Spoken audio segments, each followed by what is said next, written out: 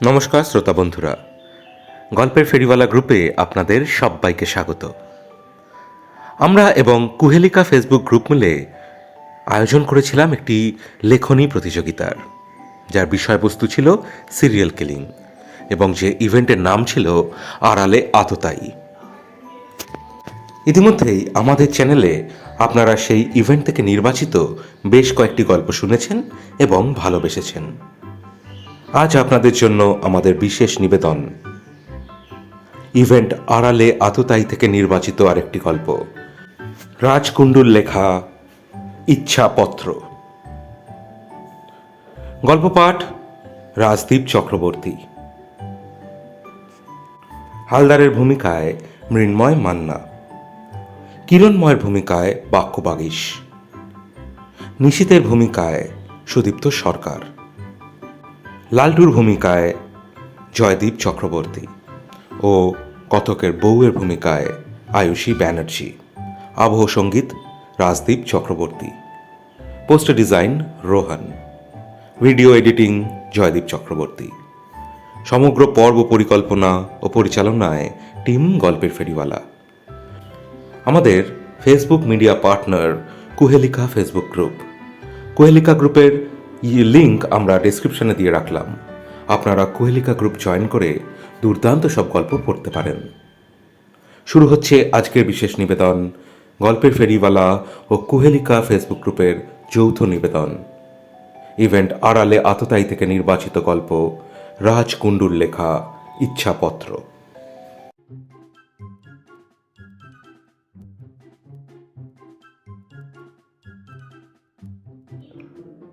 আজ দুপুরে খাওয়াটা একটু বেশি হয়ে গিয়েছে। নিমন্ত্রণ বাড়িতে কবজি ডুবিয়ে খাওয়াটা আমাদের বাঙালিদের একটা সংস্কৃতি হয়ে দাঁড়িয়েছে। আমিও এই সংস্কৃতির ধারক ও বাহক হয়েছি। যেন সারা মাসের খাওয়া একদিনে খেয়ে নিতে হবে। বারবার ভেবেছি এরকমটা আর করবো না, কিন্তু স্বভাব আর যায় কি করে। এক পেট থরি, ওটা এক পেটের খাবার নয়, প্রায় দু পেটের খাবার এক পেটে পুরে বাড়ি ফিরলাম। ব্যাস, অম্বল, পেট কনকন, চোয়া ঢেকুর আর যত রকম পার্শ্ব প্রতিক্রিয়া হতে পারে আস্তে আস্তে তাদের সবকটি শুরু হলো। আসলে আজ দুপুর আমার ভাগনা কেলটুর বিয়ে ছিল। আমার পিস্তুত বোন মিনতির একমাত্র ছেলে, বিলেত ফেরতা ছেলে বলে কথা, তাই বেশ ঘটা করেই আয়োজন হয়েছিল আর কি। তাই আর কোনো সংযম মানলাম না, কিন্তু এবার থেকে খাওয়া দাওয়ার ব্যাপারে সাবধান হতে হবে, নিজের কাছে এই প্রতিজ্ঞা করলাম। আমার বাড়ি থেকে বেশ কয়েক মিটার দূরে হালদারদের বাড়ি। কদিন আগে দেখলাম ছাদে ত্রিপল টাঙানো হচ্ছে। সন্দেহ জাগলো কোনো অনুষ্ঠান আছে নিশ্চয়ই। তাসের আড্ডায় বেশ কদিন যাওয়া হয়নি বলে বেমালুম নিমন্ত্রণ থেকে বাদ পড়লাম ভেবে বেশ ক্ষুব্ধ হলাম মনে মনে। কিন্তু হার তো মানব না, সামনে পড়লে কেমন নিমন্ত্রণ না করে দেখি। রোজ দেখা হয় তাসের আড্ডাতে, আর এটা বেমালুম চেপে গেল। ঠিক করলাম ওর সামনে আমাকে পড়তেই হবে, যেভাবেই হোক। দুপুরে বাড়ির সামনে দোকানে গিয়ে পান খাওয়াটা ওর স্বভাব, তাই ভাবলুম ওই দোকানে গিয়ে কথাটা পারতে হবে। ব্যাস, চললাম মদনার পানের দোকানে। গিয়ে দেখি পাড়ার কয়েকটা ছেলে গুলতানি করছে। আমি কি একটা ফ্লেক আর একটা মিঠা পান চাইলাম। মদনা পান সাজতে সাজতে বলল, কি ব্যাপার হাদুদা, এই কদিন ধরে তোমাকে আর এদিকে দেখছি নাই। শরীর টরীর সব ঠিক আছে তো?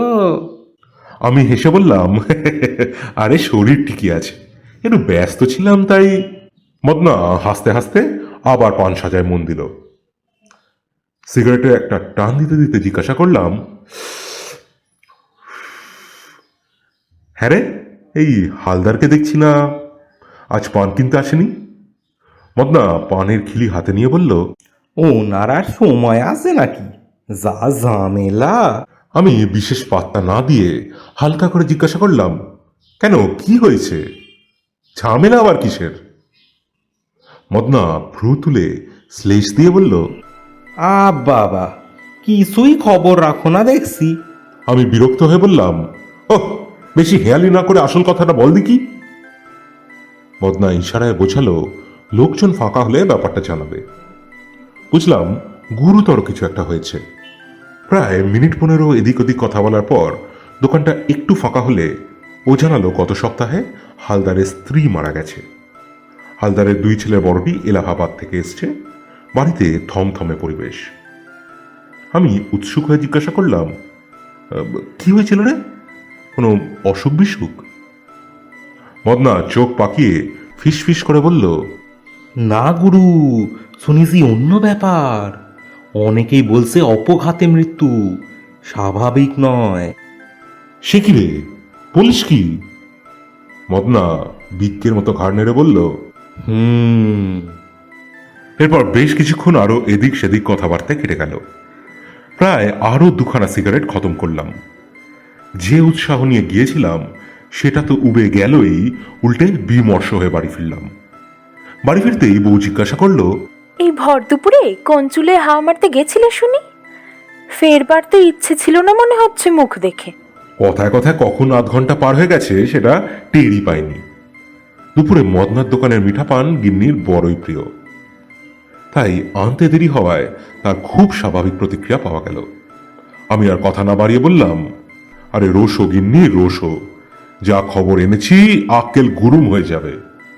মদনার কাছ থেকে একেবারে তাজা খবর নিয়ে এলাম। গিন্নি পাত্তা না দিয়ে বলল, আক্কেলটা কেন গরম হবে শুনি?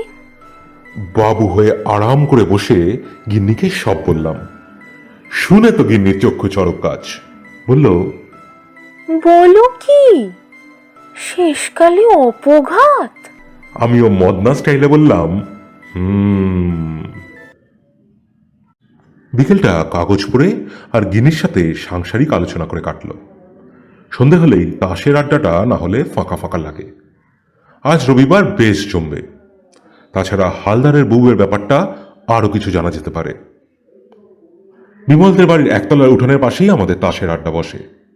7টা নাগাদ গিয়ে দেখি লালটু আর নিশীথ এসে হাজির।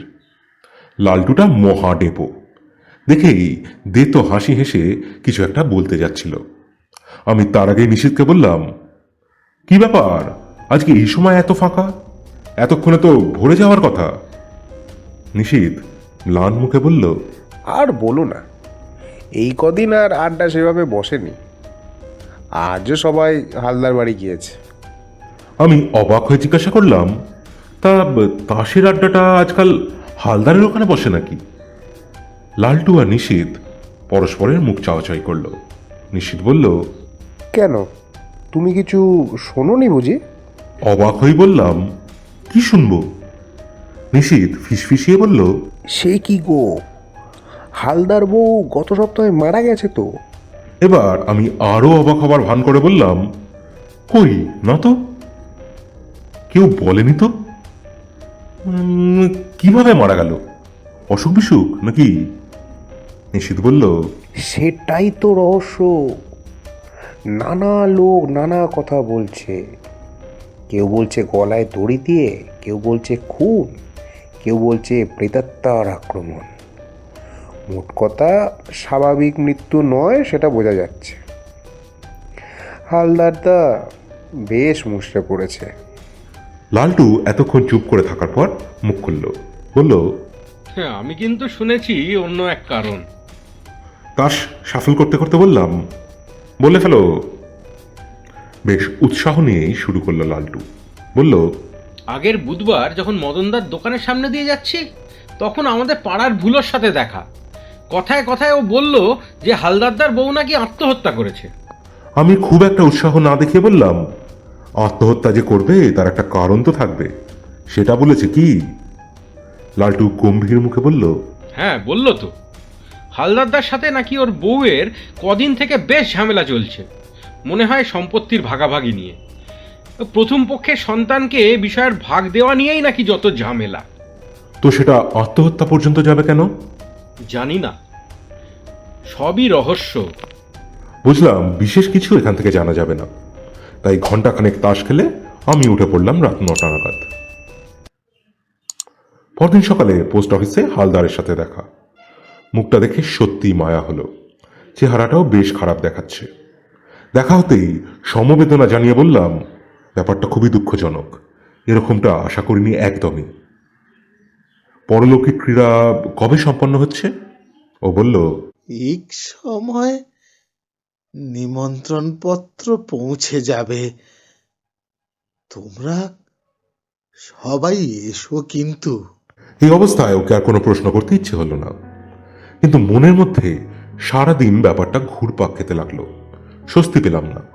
তাই ঠিক করলাম আগামীকাল ওর বাড়ি যাবই। পরদিন সকালে হালদারের বাড়ি যেতে গিয়ে দেখি সামনে দাঁড়িয়ে আছে ওর বড় ছেলে কিরণময়। শুকনো মুখে শুকনো হাসি হেসে এগিয়ে এলো। আমি বরং ওকে বললাম, তোমাকে তো আবার এলাহাবাদ ফিরতে হবে, কবে যাচ্ছ? ও জানালো কাল বা পরশু ট্রেন আছে। সদর দরজা দিয়ে ভেতরে ঢুকতেই চোখ গেল ডান দিকে বসার ঘরে। দেখি এক মহিলা আমার দিকে পেছন ফিরে একটু নিচু হয়ে হালদারের সাথে ফিসফিস করে কথা বলছে।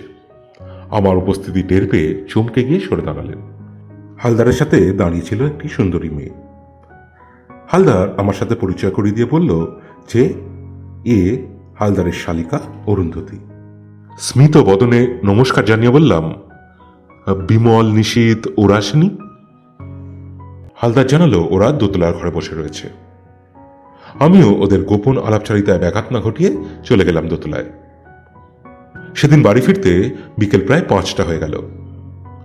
সেদিনটা স্বাভাবিকভাবে কাটলেও হালদারের শালিকাকে খুব চেনা চেনা লাগলো, কিন্তু মনে করতে পারলাম না কিভাবে কোথায় দেখা হয়েছিল। মেয়েটি বেশ সুন্দরী এবং লাবণ্যময়ী। দুর্ঘটনা, মৃত্যু এসব মানুষ সমাজ জীবনের এক অঙ্গ, কিন্তু তার জন্য স্বাভাবিক জীবনযাপন কখনো থেমে থাকে না। কিছুদিন পর আমরা সবাই আমাদের স্বাভাবিক জীবনের ছন্দে ফিরে গেলাম। রোজ সন্ধ্যায় তাসের আড্ডাও শুরু হলো, কিন্তু হালদারকে আর আগের মতো পাওয়া গেল না। প্রথমত বেশ অনিয়মিত হয়ে পড়ল, দ্বিতীয়ত আড্ডায় এলেও স্বাভাবিক আড্ডায় মশগুল হতে পারত না। অনেক চেষ্টা করেও ভিতরের আসল কারণটা জানতে পারিনি। এর কদিন বাদেই শুনলাম হালদার নাকি হৃদরোগে আক্রান্ত হয়ে হাসপাতালে ভর্তি। আমরা সবাই ছুটলাম ওকে দেখতে। যে শুনলাম এই মুহূর্তে নাকি দেখা করা সম্ভব নয়, আইসিইউতে রাখা আছে। ডাক্তারেরা দেখা করার সম্মতি দিচ্ছেন না। হালদারের জন্য মনে মনে প্রার্থনা করলাম। নিচে নামতে দেখি হালদারের বড় ছেলে, অর্থাৎ ওর প্রথম পক্ষের স্ত্রীর সন্তান, মুখ শুকনো করে দাঁড়িয়ে আছে। অবাক হয়ে জিজ্ঞাসা করলাম, তুমি কবে এলে? ও জানালো আজ সকালের ফ্লাইটে। একটু অবাক লাগলো, এত তাড়াতাড়ি ফ্লাইটের টিকিট বুক করে এলো কিভাবে। অবশ্য আমার ভাগনাকেও দেখেছি মাঝে মাঝেই শর্ট নোটিসে চলে আসছে। ওদের কোম্পানি থেকে নাকি এজেন্ট মারফত ফ্লাইটের টিকিট বুক করে নেওয়া যায়। যাই হোক, বেশি ভাবনা চিন্তা না করে আমি বেরিয়ে পড়লাম হাসপাতাল থেকে। ছেলেটার জন্য সত্যি কষ্ট হলো। একে তো মা হারা সন্তান, ছোটবেলা থেকেই বিমাতার কাছে মানুষ, তারপর বোর্ডিং স্কুল, স্নেহ মমতা স্পর্শ থেকেই সব সময়ই বঞ্চিত হয়েছে। বেশি দিন হয়নি নতুন চাকরিতে ঢুকেছে, এখনো অনেক পথ চলা বাকি। এখন থেকেই জীবনের কত সমস্যার সম্মুখীন হতে হচ্ছে ওকে। আকাশের চাঁদটা আজ বড় ম্লান। সেই ম্লান আলোতে দেখতে পেলাম হালদারদের বাড়ির ছাদে শ্রাদ্ধ শান্তির আয়োজন শেষ হয়ে যাওয়ার পরেও কিছু অবশিষ্ট বাঁশ কাপড় এখনো পড়ে আছে।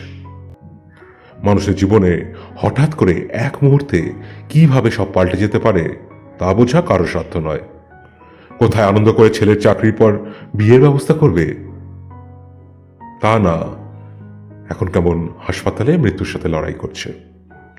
এসব ভাবছি, এমন সময় হঠাৎ গিন্নি বলে উঠল, তা কি এত ভাবছো আকাশের দিকে চেয়ে? হ্যাঁ, হালদারের কথা ভাবছি। এত ঐশ্বর্য প্রতিপত্তি ছিল ওদের, আর আজ কি অবস্থা। গিন্নিও শুনে মাথা নেড়ে দীর্ঘশ্বাস ফেলে বিছানায় গা এলিয়ে দিল। আমিও আলো নিভিয়ে শুয়ে পড়লাম। হালকা চাঁদের আলোটা জানলা দিয়ে ঘরের ভেতর আসায় বেশ একটা মায়াবী পরিবেশ সৃষ্টি হয়েছে, তাই জানলাটা আর বন্ধ করলাম না। কিন্তু ভালো কিছু বা পছন্দের কিছু আমার জীবনে যে খুবই ক্ষণস্থায়ী সেটা আবার প্রমাণ হলো। হঠাৎ কোথা থেকে একটা তেরছা লণ্ঠনের আলোয় জানলার কাছে চোখ পড়ে একটা বিরক্তিকর অনুভূতি সৃষ্টি করলো। ভাবলাম পাশের বাড়ির কেউ হয়তো বারান্দা দিয়ে যাচ্ছে, একটু পরে হয়তো আর থাকবে না। ও বাবা, হতচ্ছাড়া আলোটা সেখান থেকে নড়েই না। রোমান্টিক পরিবেশের 12টা বাজলেই যখন উঠে জানলাটা বন্ধ করতে গিয়ে দেখলাম হালদারদের বাড়ির বারান্দায় কে যেন একটা টর্চ নিয়ে এদিক সেদিক করছে। বেশ কিছুক্ষণ এদিক সেদিক করার পর আলো নিভিয়ে চলে গেল। দেখে যা মনে হলো জোয়ান পুরুষ, কিন্তু এত রাত্রে টর্চ নিয়ে বারান্দায় কি করছিল, আর কেই বা হতে পারে, কিছুই ঠাহর করতে পারলাম না। তোর সব ব্যাপারে মাথা ঘামাতে নেই, নিজেকেই সান্ত্বনা দিয়ে শুয়ে পড়লাম। পরদিন সকালে উঠে অফিস যাওয়ার পথে ভাবলাম একবার হালদারকে দেখে যাই। হাসপাতালে ঢুকে নানা কৈফিয়ত দিয়ে হালদারের সাথে দেখা করবার সুযোগ পেলাম। যেতে দেখি চেহারা প্রায় অর্ধেক হয়ে গেছে, বয়স যেন এক ধাক্কায় 20 বছর বেড়ে গেছে। যেতেই বিষণ্ণ মুখে ডেকে আমাকে কিছু বলতে গেল, কিন্তু আমি বাধা দিলাম, কারণ এই অবস্থায় ওর কথা বলাটা ঠিক নয়। দেখলাম বাধ্য ছেলের মতন চুপ করে গেল। তারপর এদিক ওদিক তাকিয়ে আমার জামার পকেটে আস্তে করে একটা কাগজ ভাঁজ করে ঢুকিয়ে দিল। ঢুকানোর পর ওর মুখের মধ্যে একটা অদ্ভুত প্রশান্তি লক্ষ্য করলাম। মনে হলো যেন ওর বুক থেকে বিরাট একটা বোঝা নেমে গেল। হতে পারে অনেকদিন থেকে কোনো মানসিক সমস্যা ওকে কুড়ে কুড়ে খাচ্ছিল, হয়তো কাউকে বলবার মতন পায়নি, তাই চিঠি লিখে জানিয়ে শান্তি পেল। তবে আশ্চর্য লাগলো যে এত লোক থাকতে ও আমাকে এই কাগজটা দিল কেন। যদিও হালদার আমার বন্ধুস্থানীয়, একই পাড়ায় প্রতিবেশী হিসাবে বহুদিন আমরা একসাথে রয়েছি এবং যে কোনো পারিবারিক অনুষ্ঠান ও নানা কাজে আমরা হাতে হাত মিলিয়ে কাজ করেছি। তাসের আড্ডায় রীতিমতো লাঠালাঠি লাগতো ওর সঙ্গে, যদিও পরে সব মিটমাট হয়ে যেত। বাঙালিদের ঘরোয়া আড্ডায় যা হয়ে থাকে আর কি। আমি আর বেশিক্ষণ দাঁড়ালাম না। কাগজে গোপনীয় কিছু একটা আছে সেটা বোঝাই যাচ্ছে। এই কাগজটির ব্যাপারে গোপনীয়তা রক্ষার প্রতিশ্রুতি দিয়ে ওকে আশ্বস্ত করে এলাম। কিন্তু আমার মনে একটা খুঁতখুঁতানি রয়ে গেল। কি রহস্য লুকিয়ে আছে ওই চিঠিতে, ইচ্ছা হচ্ছিল বারবার করে পড়ি, কিন্তু কেন জানি না মনে হলো যে সেটা খুব সাবধানে রাখতে হবে, কাউকে জানতে দিলে হবে না, এমনকি আমার গিন্নিকেও নয়। রাতে গিন্নি ঘুমিয়ে পড়ার পর পাশের ঘরে গিয়ে আস্তে আস্তে কাগজটা বের করে কাগজের ভাঁজটা খুলে পড়তে শুরু করলাম।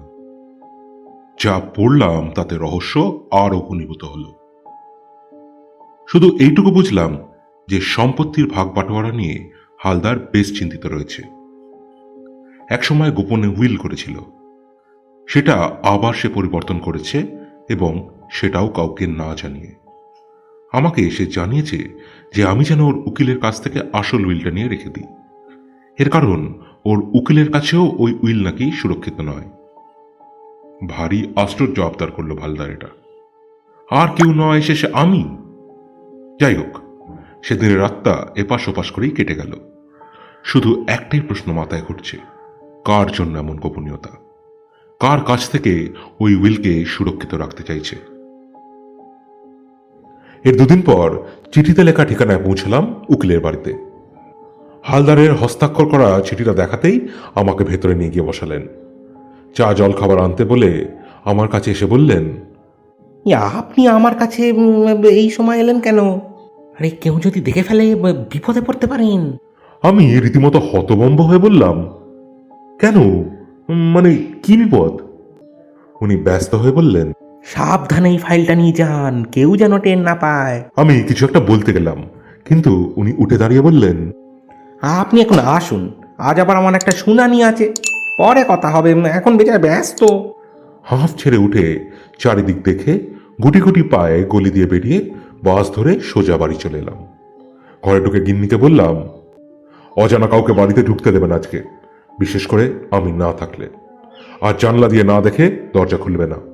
সব শুনে গিন্নি ভয় পেয়ে বলল, কেন গো, কি হয়েছে? হালদার গিন্নির খবর শুনেছ তো, দিনকাল খারাপ, সাবধানের মার নেই। কিন্তু গিন্নি কি একটা বলতে গেল, আমি বাধা দিয়ে বললাম, যা বললাম তাই করো তো, বেশি বকিও না। মেজাজ খারাপ দেখে বেশি কথা না বলে ও কাজে লেগে পড়ল। যাক বাবা, উইল নিয়ে অন্তত 1000টা প্রশ্নের হাত থেকে বাঁচা গেল। ফাইলটাকে সযত্নে আমার শোবার ঘরে দেরাজে রেখে দিলাম, কিন্তু মনের মধ্যে খচখচানিটা রই গেল। মাঝে মাঝেই মনে হচ্ছিল যে ফাইলটা নিয়ে এসে নিজের বিপদ ডেকে আনলাম না তো। এভাবে বেশ কদিন কেটে গেল, ফাইলটার কথা প্রায় ভুলেই গেলাম। ইতিমধ্যে সুখবর এলো, হালদার হাসপাতাল থেকে বাড়ি ফিরে এসছে। শরীরে দুর্বলতা রয়েছে ঠিকই, কিন্তু বিপদের আশঙ্কাটা কেটে গেছে। খুব কম হলেও মাঝে মাঝে হালদার তাসের আড্ডাতেও আসছে। এই সুযোগে আড্ডা ভেঙে বাড়ি ফেরার পথে ওকে ধরলাম ফাইলটা ফেরত নেওয়ার জন্য।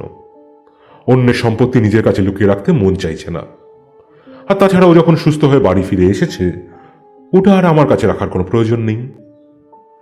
কিন্তু হালদার কিছুতেই মানতে চাইল না, প্রায় মিনতি করল ওটা আমার কাছে রাখার জন্য। আমি এবার ওকে চেপে ধরলাম আসল কথাটা বার করবার জন্য। শর্ত দিলাম, আসল কথা না বললে ওই ফাইল ওর বাড়ির সবার সামনে উঠে ফেরত দেব। বেগতিক দেখে হালদার আসল কথাটা এবার বলেই ফেলল। কিছুদিন আগে হঠাৎ রাত্রে শুয়ে থাকার সময় ওর ওপর আক্রমণ হয়। মুখে বালিশ চাপা দিয়ে কেউ ওকে মারতে চেয়েছিল। কোনো রকমে বেঁচে গিয়েছে চাকরটা ওষুধ দিতে এসেছিল বলে। এরপরেই বুকের মধ্যে প্রচন্ড চাপ অনুভব করতে শুরু করলো। শালিকার সঙ্গে সঙ্গে ডাক্তারকে ফোন করে অ্যাম্বুলেন্সের ব্যবস্থা করে। তাই এ যাত্রা মোটামুটি বেঁচে গেছে। সে রাতেই ওর বড় ছেলেকে খবর দেওয়া হয় এবং ও ওর বন্ধুর গাড়িতে করে চলে আসে। হালদার হাসপাতালে 3 দিন পর যখন স্বাভাবিক অবস্থায় ফিরে আসে, তখন ওর শালিকার কাছ থেকে খবর পায় যে ও হাসপাতালে থাকাকালীন কেউ যেন ওর ঘরে খানা তল্লাশি করেছে। কোনো বিশেষ কিছু খোঁজার চেষ্টায় সমস্ত কাগজপত্র ওলটপালট করেছে। এর থেকেই হালদার মোটামুটি আন্দাজ করতে পারে যে হয়তো সম্পত্তির উইলের জন্যই এটা কেউ করতে পারে। কিন্তু প্রশ্ন হচ্ছে, এটা কে করতে পারে? যুক্তিসঙ্গতভাবে সম্পত্তির সম্ভাব্য দাবিদার ছাড়া এই ব্যাপারে কেউ আগ্রহ দেখানোর চেষ্টা করবে না। কিন্তু মুশকিল হচ্ছে, যারা এই সম্পত্তির দাবিদার তাদের ওপর সন্দেহ করাটা একটু কষ্টকর। প্রথমত, ওর স্ত্রী, যে এই মুহূর্তে আর সশরীরে বেঁচে নেই, তাই তাকে প্রথম থেকেই হিসেবের বাইরে রাখতে হলো। দ্বিতীয়ত, হালদারের দ্বিতীয় পক্ষের স্ত্রীর সন্তান বিকাশ, যে নেহাতি 13-14 বছরের বাচ্চা এবং এতটা সাহস ও বুদ্ধি তার থাকার কথা নয়। তৃতীয়ত, হালদারের বড় ছেলে কিরণময়, অর্থাৎ তার প্রথম পক্ষের স্ত্রীর একমাত্র সন্তান। সে অত্যন্ত নিরীহ এবং শান্তিপ্রিয় মানুষ, এবং সে এই তল্লাটে থাকেই না, সুতরাং তার পক্ষে এই সব কাজ করা সম্ভব নয়। চতুর্থ, হালদারের খুড়তুতো ভাইয়ের ছেলে সৃঞ্জয়, যে কিনা আগের 3 জনের অবর্তমানে শর্ত সাপেক্ষে সম্পত্তির দাবিদার হতে পারে। শর্তটি হল, হালদারের শালিকা অরুন্ধতির সাথে বিবাহ সম্পর্কে আবদ্ধ হলেই তবেই সে এবং অরুন্ধতী দুজনেই সম্পত্তির অধিকারী হবে। মোটামুটি কোনোভাবেই হিসাবটা ঠিক মিলছে না, কিন্তু এটুকু ধারণা মোটামুটি পরিষ্কার হয়েছে যে সম্ভবত উইল নিয়েই যত সমস্যার সৃষ্টি হয়েছে। সন্দেহের তীর স্বাভাবিকভাবেই সৃঞ্জয় অর্থাৎ হালদারের ভাইপোর দিকে রয়েছে। তবে প্রশ্ন হলো এটা যে উইলে যে এই সব শর্ত রয়েছে সেটা কাউকে জানানো হয়নি, সুতরাং এটা কোনোভাবেই সৃঞ্জয়ের জানবার কথা নয়। তাই ও যদি এইসব কাজ করে থাকে, তাহলে প্রশ্ন আসে যে উইলের কথা ও জানল কিভাবে। একটা সম্ভাবনা থাকতে পারে, হালদারের দ্বিতীয় পক্ষের স্ত্রী তার বোন অরুন্ধতীকে এই উইলের ব্যাপারে অবগত করে থাকতে পারে এবং পরবর্তীকালে অরুন্ধতী ও সৃঞ্জয় এই ব্যাপারে আলোচনা করে থাকতে পারে। তাই দুজনের মিলিত ষড়যন্ত্রে এই কাণ্ড ঘটা অসম্ভব কিছু নয়। এক্ষেত্রে সন্দেহের তীর কিছুটা অরুন্ধতীর দিকে যায়, কারণ প্রথম 3 জনের অবর্তমানে সেও সম্পত্তির ভাগ পাবে। যদিও হালদার এইসব যুক্তি মানতে নারাজ, কারণ তার কথায় সে প্রত্যেকটি মানুষকে খুব ভালোভাবে চেনে এবং প্রত্যেকের ওপর তার অগাধ বিশ্বাস আছে। কিন্তু এই 5 জনের বাইরে আমি আর কারোর যুক্ত থাকার সম্ভাবনা ভেবে পেলাম না। আমি জমি বাড়ি দালালি করি, তাই লোকের হাঁড়ির খবর রাখতে একটু আধটু গোয়েন্দাগিরি করতে হয় ঠিকই, কিন্তু এরকম একটা গোয়েন্দাগিরিতে জড়িয়ে পড়ব তা সত্যিই ভাবিনি। বিশেষ করে আমারই পাড়ার এক বিত্তবান প্রতিবেশী বন্ধুর একান্ত পারিবারিক বিষয় নিয়ে। ব্যাপারটি অস্বস্তিকর হলেও সম্পূর্ণ হাত ছেড়ে পালিয়ে যেতে পারলাম না, বিশেষ করে যখন ওই উইলটা ওর প্রাণ সংশয়ের কারণ হয়ে দাঁড়িয়েছে। আবার ভাবলাম, সত্যি কি উইল নিয়েই সমস্যা, নাকি অন্য কিছু, নাকি আবার দুটোই? এইসব অস্বস্তিকর চিন্তা থেকে দূরে থাকতে আমি নিয়মিত তাসের আড্ডায় যেতে লাগলাম, আর হালদারকেও বললাম এই সব চিন্তা মন থেকে সরাতে, আর আড্ডায় আবার আগের মতো নিয়মিত আসতে। অন্তত ঝগড়া করলেও হাড়টা ভালো থাকবে। মুখে হ্যাঁ বললেও চিন্তাটা ওর সহজে যাবে না, সেটা বুঝলাম। হালদারের ভাইপো সম্পত্তি পেতে পারে যদি ওর জীবিত ছেলেদের কেউ বেঁচে না থাকে এবং ওর শালিকা ওর ভাইপোকে বিয়ে করে সব সম্পত্তির অধিকারী হতে পারে। এবার শুধু উইল হাতে আসার অপেক্ষা। আর যেখানে নিজের সন্তানকে মানুষ বিশ্বাস করতে পারে না, সেখানে শালিকা এবং ভাইপো তাদেরকে বিশ্বাস করাটা কতটা যুক্তিসঙ্গত, এই ব্যাপারে আমি ওকে নানাভাবে বোঝাতে লাগলাম। সেদিন রাতে ওর বারান্দাতে একজন লোকের হাতে টর্চ নিয়ে ঘোরাফেরা করবার কথাটা ওকে বললাম। ওর মুখটা বেশ দৃঢ় প্রতিজ্ঞ লাগলো, হয়তো কোনো কিছু সূত্র পেয়ে গেছে মনে হলো। আমি বিদায় নিয়ে বাড়ির দিকে এগোলাম। দেরি করে বাড়ি ফেরার কারণে গিন্নির কাছে কি কি প্রশ্নের সম্মুখীন হতে হবে এবং তার একটা সম্ভাব্য বিশ্বাসযোগ্য উত্তরও প্রস্তুত করতে শুরু করলাম। দেখি কি কি কমন আসে।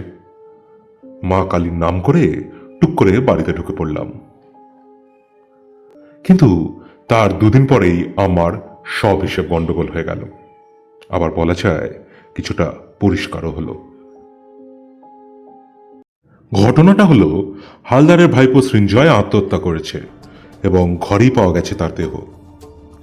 তার ঘরেতেই পাওয়া গেছে একটি চিঠি। সেই চিঠিতে লেখা আছে অরুন্ধতী অন্য একটি পাত্রের সাথে বিবাহের জন্য সম্মত হয়েছে এবং খুব শিগগিরই তাকে বিয়ে করবে বলে জানিয়েছে। যতদূর মনে হয় ওই চিঠিতেই তার আত্মহত্যার কারণ।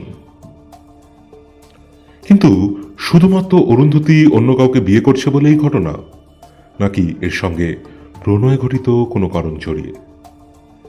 সৃঞ্জয় কি অরুন্ধতীকে শুধুমাত্র সম্পত্তি পাওয়ার জন্য বিয়ে করতে প্রস্তুত ছিল, নাকি সত্যি সত্যি সে তার প্রণয়ী হয়ে উঠেছিল? অরুন্ধতী হালদারের দ্বিতীয় স্ত্রীর থেকে বয়সে অনেক ছোট ছিল, তবে সৃঞ্জয়ের সাথে তার বয়সে তফাৎ খুব একটা বেশি ছিল না। সৃঞ্জয় দেখতে শুনতে সাদামাটা হলেও বেশ কর্মতৎপর এবং মোটামুটি স্মার্ট। অরুন্ধতী খুব শিক্ষিত না হলেও দেখতে বিশেষ আকর্ষণীয় এবং গৃহকর্ম নিপুণা। আমি এই ব্যাপারে বিশেষ কিছু না জানলেও এই ঘটনার পর থেকে দুজনের প্রণয় সম্বন্ধীয় বেশ কিছু ঘটনা কানে আসতে লাগল। সৃঞ্জয়ের যে অরুন্ধতীর প্রতি একটা দুর্বলতা জন্মেছিল তা হালদারের ভাইয়ের কাছ থেকে জানতে পারলাম। কিন্তু এবার গন্ডগোলটা হলো এই যে, অরুন্ধতী যদি সম্পত্তির লোভে সৃঞ্জয়কে বিয়ে করতে রাজি ছিল, তাহলে এখন এইভাবে এই সুযোগ পায় ফেলল কেন? তবে এটা ভেবে দেখবার যে হয়তো পুরো সম্পত্তির লোভেই সৃঞ্জয় ওর কাকিমাকে হত্যা করতে পারে, আর অরুন্ধতীকে বিয়ে করবার পর পুরো সম্পত্তির অধিকারী হওয়ার জন্য হয়তো অরুন্ধতীকেও নিজের অনিচ্ছাতেও বড় জটিল রহস্যে ঢুকে পড়ছে বলে মনে হচ্ছে। কি মরতে যে হালদারের কথা শুনে সবে জড়ালাম, নিজের উপর একটু রাগ হলো বটে। যথারীতি আত্মহত্যার কেস দায়ের করা হলো। তবে হালদার মোটামুটি প্রভাবশালী ব্যক্তি ছিল, তাই তার পারিবারিক সম্মান রক্ষার্থে ব্যাপারটা নিয়ে বেশি জলঘোলা হলো না। সামান্য তদন্ত করে পুলিশ এটাকে হাজার কেসের তলায় চাপা দিয়ে রাখল। ভাবলাম এত কিছুর পর বোধহয় রহস্যের জাল গুটিয়ে এলো, এরপর হালদারের জিনিস ওকে ফেরত দিয়ে নিশ্চিন্ত হব। কিন্তু সে জাল গুটানোর বদলে আরও পেঁচিয়ে গেল।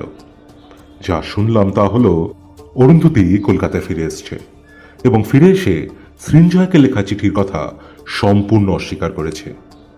সে জানিয়েছে সে মন থেকে সৃঞ্জয়কে বিবাহ করার জন্য প্রস্তুত এবং অন্য কাউকেই সে বিবাহের জন্য কোনো প্রতিশ্রুতি দেয়নি।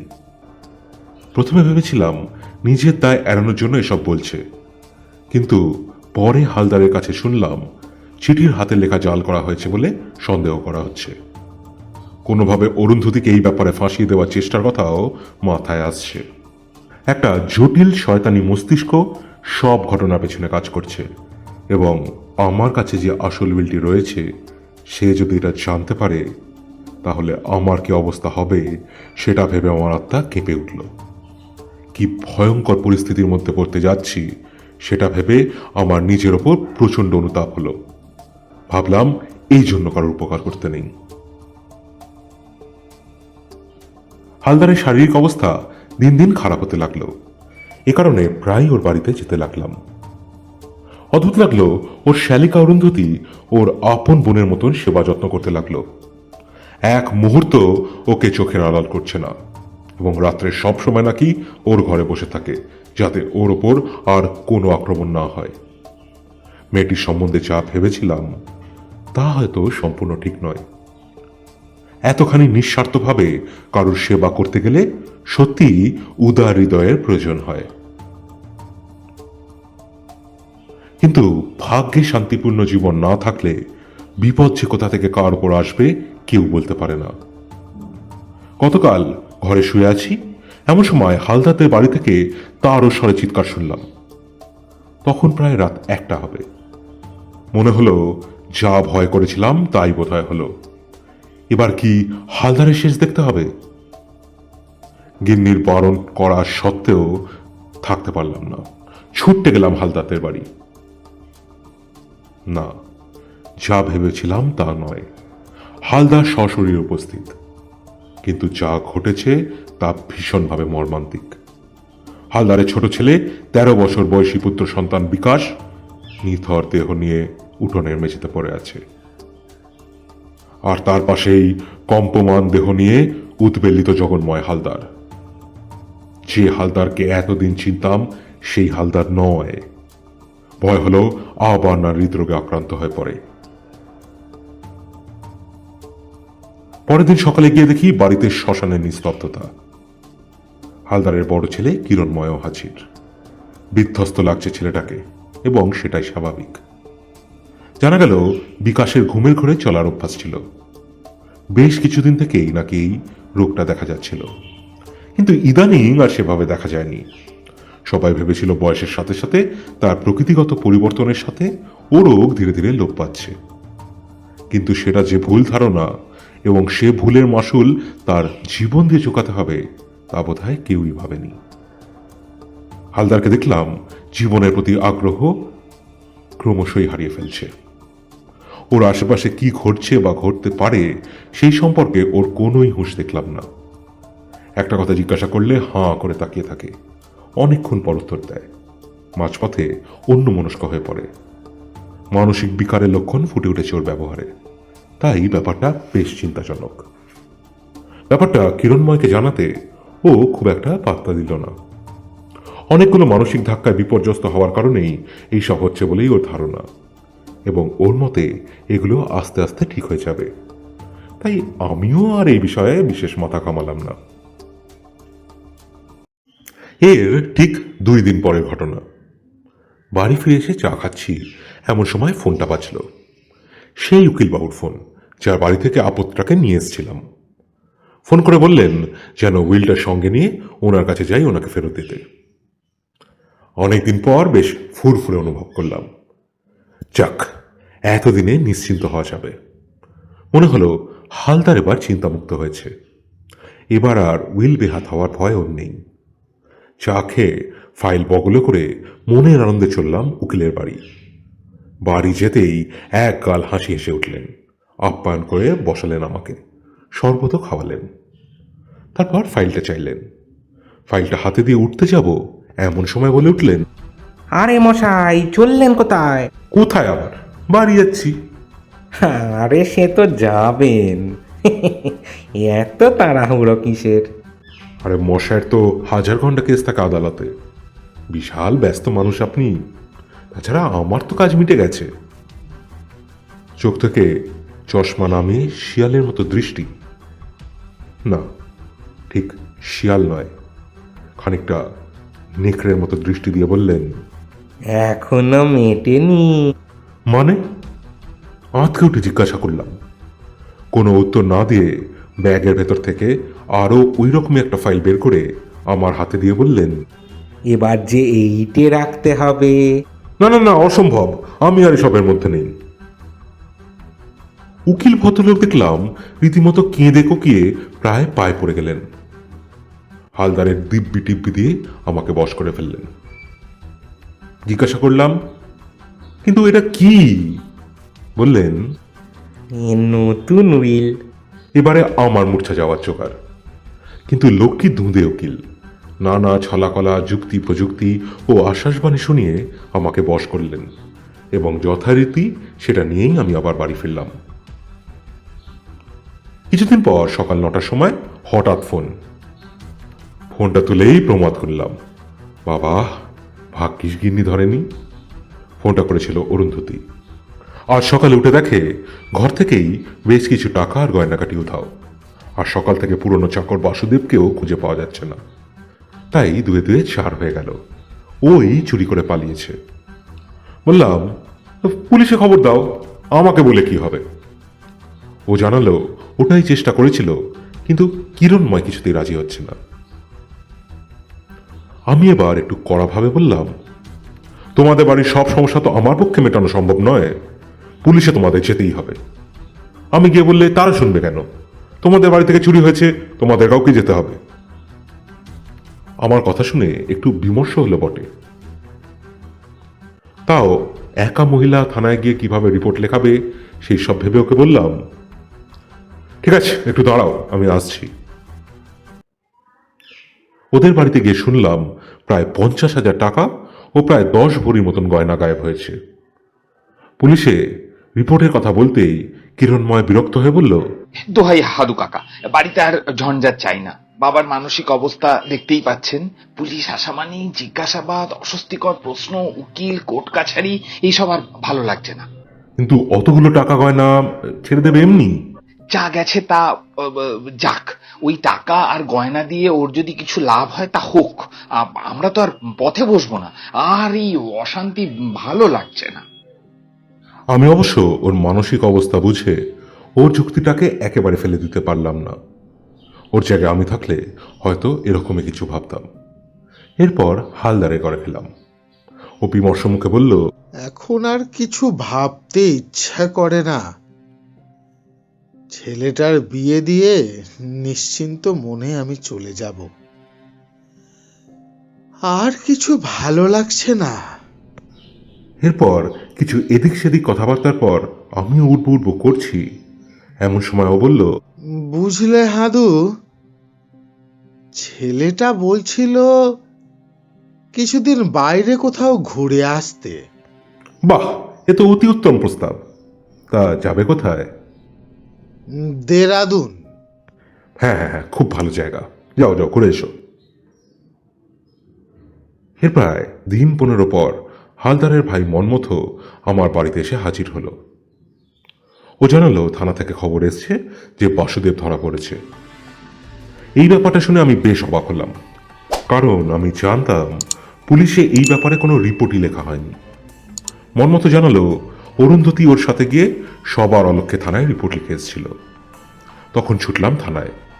বড়বাবু বললেন জেরার মুখে ও চুরির কথা স্বীকার করেছে এবং বাড়িতে আরও অনেক কুকীর্তি করেছে যা অনেকেরই অজানা। তাই এইসব কাজে বাড়ির লোক ওকে সাহায্য করেছে সেটাও সে জানিয়েছে। আমি আর মনমত গিয়ে বাসুদেবের সাথে কথা বললাম। ওর মুখ থেকে ওর কুকীর্তির কথা শুনে অনেক কিছু পরিষ্কার হলো। আবার এও বুঝলাম আরও অনেক কিছু হতে বাকি আছে। থানা থেকে বেরিয়ে মনমতকে বললাম বাড়ির সকলের ওপর নজর রাখতে এবং আমাকে সঙ্গে সঙ্গে জানাতে। ও কোনো দ্বিমত করল না। এর ঠিক 5 দিন পর সকাল 10টা নাগাদ মনমতো ফোন করে জানালো এখনই ওদের বাড়ি চলে আসতে। কারণ জানতে চাইলে ও বলল কিরণময় বাড়ি বিক্রির কাগজপত্র প্রায় তৈরি করে ফেলেছে কাউকে কিছু না জানিয়ে। আমি ওকে বললাম তৎক্ষণাৎ থানায় গিয়ে বাসুদেবকে থানা থেকে বাড়িতে নিয়ে আসার আর্জি জানাতে। বেরোনোর সময় উকিলের দেওয়া নতুন ফাইলটাও সঙ্গে নিলাম। বাড়ি থেকে বেরোনোর সময় উকিলবাবুকে ফোন করে বলে দিলাম যত তাড়াতাড়ি সম্ভব হালদারের বাড়িতে চলে আসতে। হালদারের বাড়িতে যেতেই বাড়ির এক চাকরানি জানালো কিরণময় দোতলার বসার ঘরে রয়েছে। গিয়ে দেখি ঘর ভর্তি লোক। আমি যেতেই কিরণময় অপ্রস্তুত হয়ে জিজ্ঞাসা করলো, এই আপনি? হ্যাঁ, এদিক দিয়ে যাচ্ছিলাম, মনমতোর সাথে দেখা হলো, ভাবলাম একটু খোঁজ নিয়ে যাই। শুনে কোনো প্রতিক্রিয়া না দিয়ে নানা কাগজপত্রে সইসাবত করতে শুরু করলো। আমি জিজ্ঞাসা করলাম, এসব কি বাড়ি বিক্রির কাগজপত্র? শুনে চমকে গিয়ে বলল, মানে আপনি কি করে? আমি হেসে বললাম, আমি তো জমি বাড়ি দালালি করি, তাই এইসব কাগজপত্র আমি চিনি। এবার আমি প্রশ্ন করলাম, হঠাৎ এভাবে বাড়ি বিক্রির কারণ? এ বাড়িতে নিজেদের বলতে কি রইল বলুন? বাবা একা থাকেন, মাসি আর কতদিনই বা দেখাশোনা করবে। তাই ভাবলাম বাবাকে নিয়ে এবারে এলাহাবাদে সেটেল হতে হবে।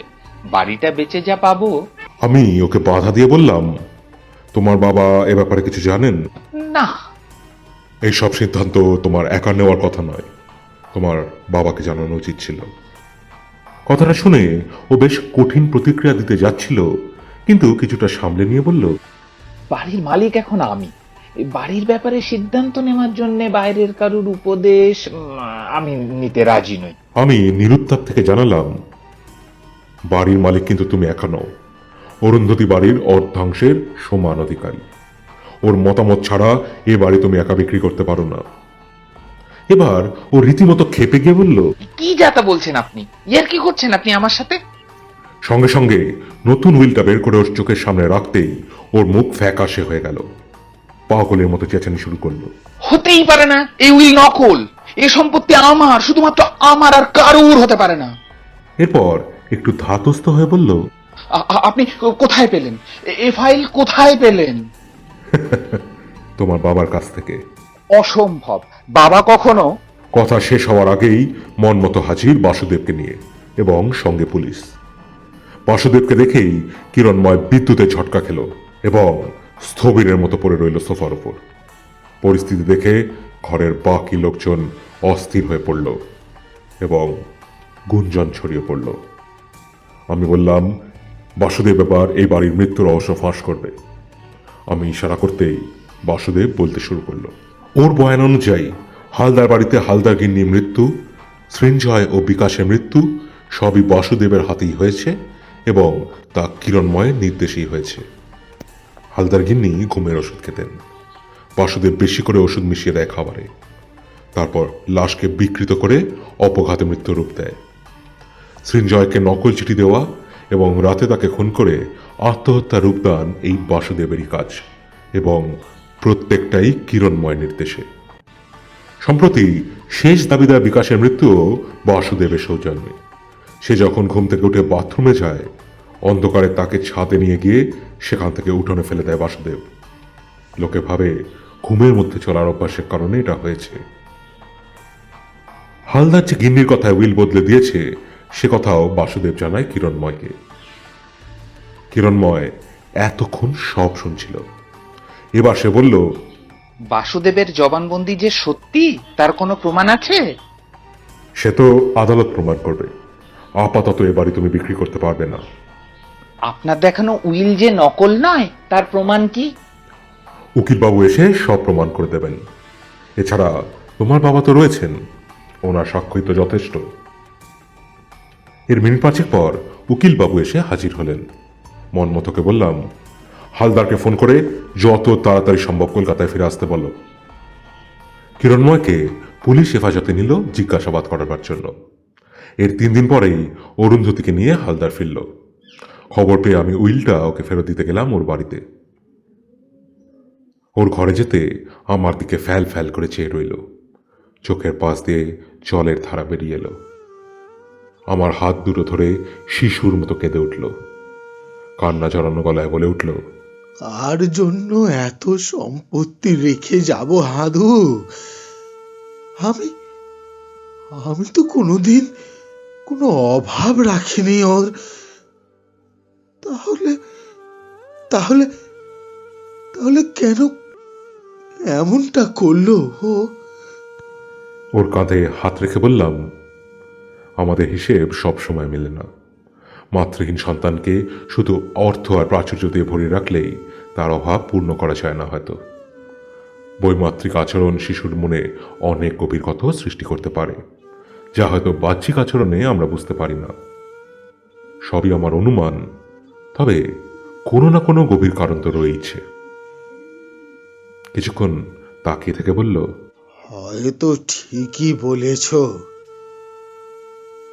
পিতা হিসাবে এসবের দায়িত্ব আমারই।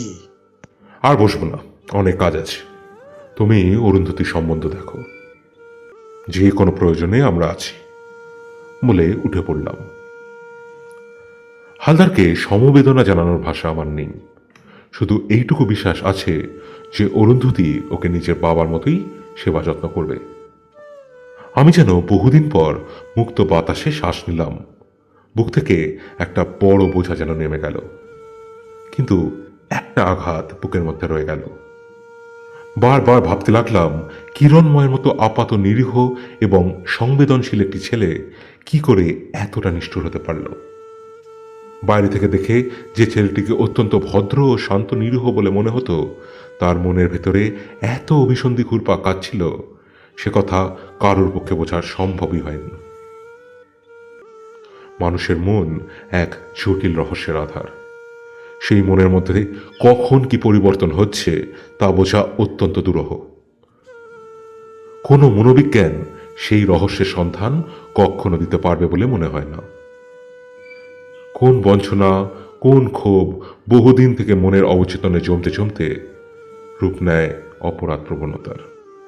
সেই অপরাধের বাসনা সুপ্ত হয়ে থাকে বাহ্যিক ব্যবহারের আড়ালে। সঠিক সুযোগ ও পরিবেশ পেলে তার বহিঃপ্রকাশ ঘটে। হয়তো এরকমই কিছু একটা ঘটে থাকবে কিরণময়ের সাথে।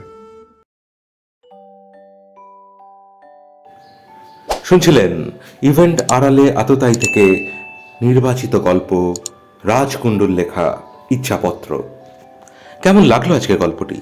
যদি ভালো লেগে থাকে অতি অবশ্যই ভিডিওটিকে লাইক করুন, ভিডিওটি শেয়ার করুন, যাতে আরও বেশি সংখ্যক লোকের কাছে আমরা পৌঁছতে পারি। আর আপনাদের মতামত দয়া করে কমেন্ট সেকশনে লিখে আমাদেরকে জানান। দেখা হবে আগামী সপ্তাহে একটি দুর্দান্ত গল্পের সাথে। আজ গল্প পাঠে ছিল মৃন্ময়, বাক্যবাগীশ, সুদীপ্ত, জয়দীপ, আয়ুষী ও আমি রাজদীপ। ফিরব আগামী সপ্তাহে। ততদিন সবাই ভালো থাকবেন, সুস্থ থাকবেন, আর অবসর সময় অতি অবশ্যই শুনতে থাকবেন গল্পের ফেরিওয়ালা গ্রুপের নানান অডিও স্টোরিজ। ধন্যবাদ।